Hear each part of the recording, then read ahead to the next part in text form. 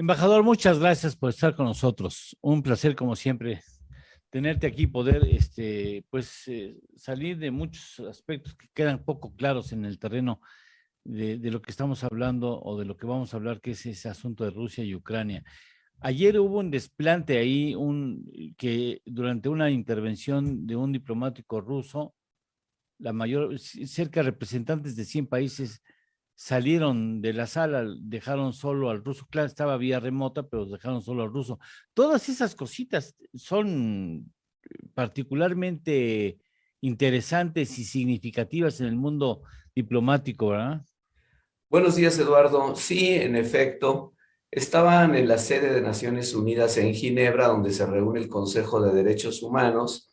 Eh, es frecuente que los cancilleres hagan intervenciones desde sus países vía remota y le habían dado la palabra al canciller de Rusia, a Sergei Lavrov, y entendí que de más de 100 países se levantaron y se salieron de la sala en protesta, obviamente, por la invasión de Rusia a Ucrania y porque obviamente pues están violándose los derechos humanos de la población civil ucraniana. Que yo recuerde, puede haber habido otras, pero yo solamente recuerdo una acción similar. Fue hace muchos años, hace 30 años, en Naciones Unidas en Nueva York, se celebraba el periodo especial de sesiones sobre desarme.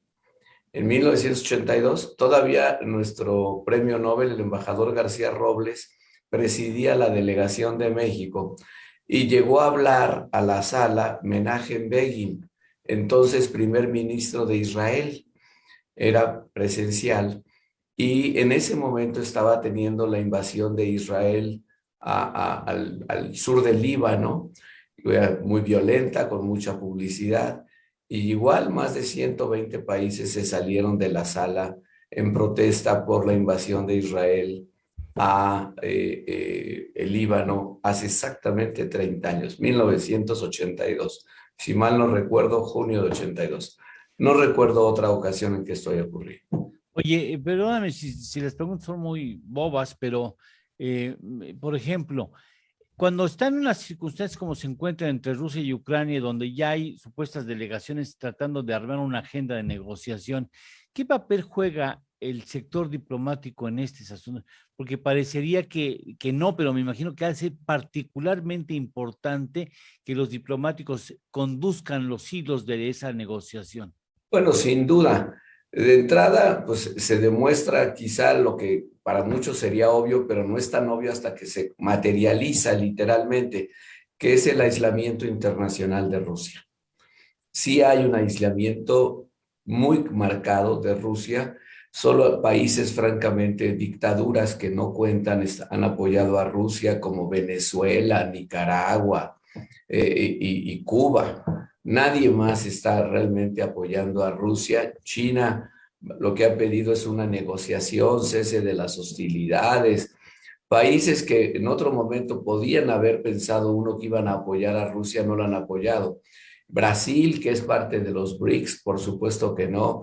Argentina está copatrocinando la resolución que se va a votar hoy en Nueva York, en la Asamblea General.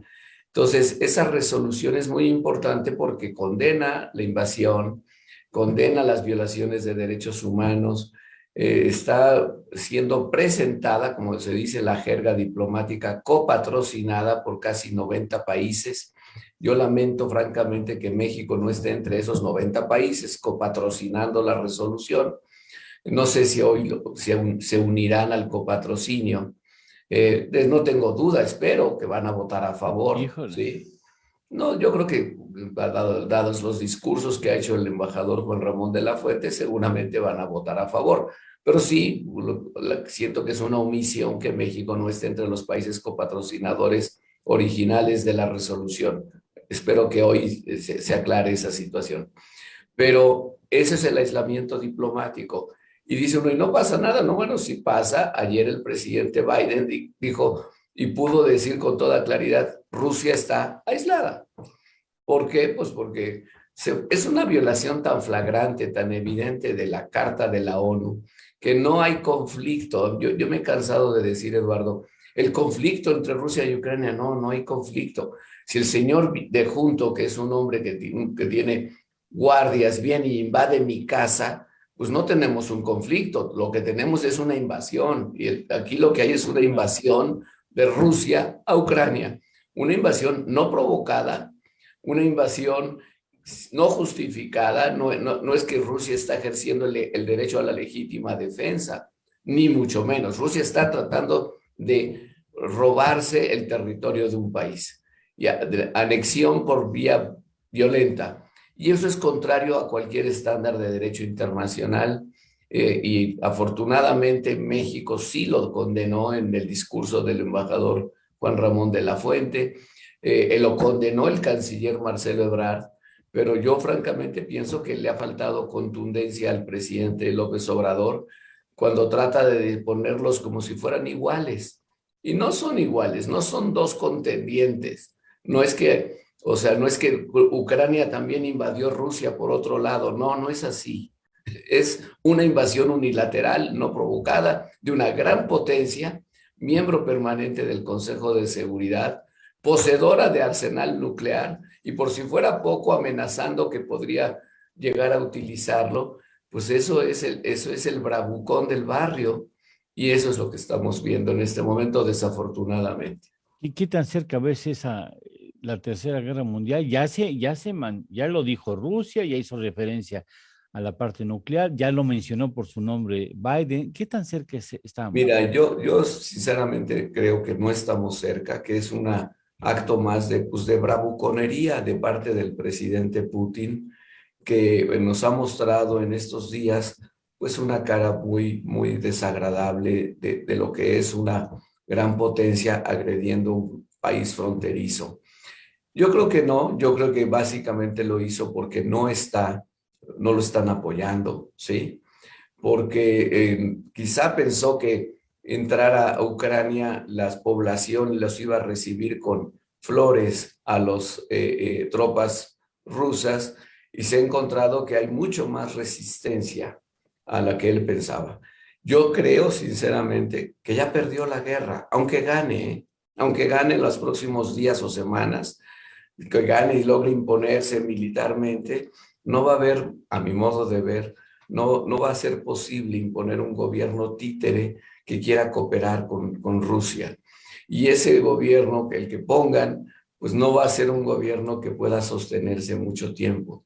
Lo que ha creado es un sentimiento antirruso en Ucrania muy profundo, que no va a poder sostenerse.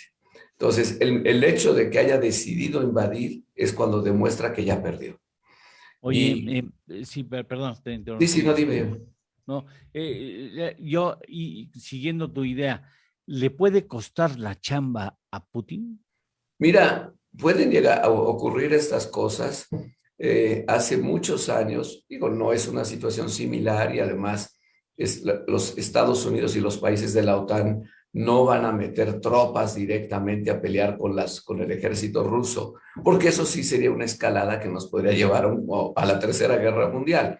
Sí. Pero sí creo que recuerdo, digamos, cuando Saddam Hussein invadió Kuwait, se armó una coalición internacional, estoy hablando de 1991, y Sí. una coalición internacional que lo echó de Kuwait. No, yo no sé en qué momento el presidente Putin se va a dar cuenta, incluso, repito, si gana militarmente los próximos días o semanas, que es insostenible esa situación. Yo recuerdo también la situación de Afganistán. Hay que recordarla porque fue a fines de 79, principios del 80. Y bueno, fue uno de los graves o más graves errores de Brezhnev y la Unión Soviética. Pensaban que era fácil invadir Afganistán y tuvieron que salir 6 o 7 años después porque era insostenible su invasión de Afganistán. Cuando aquí, sin exagerar la retórica, no es retórica, cuando los pueblos realmente se sienten ofendidos, pues no hay manera de sostener este tipo de dominio de parte del vecino.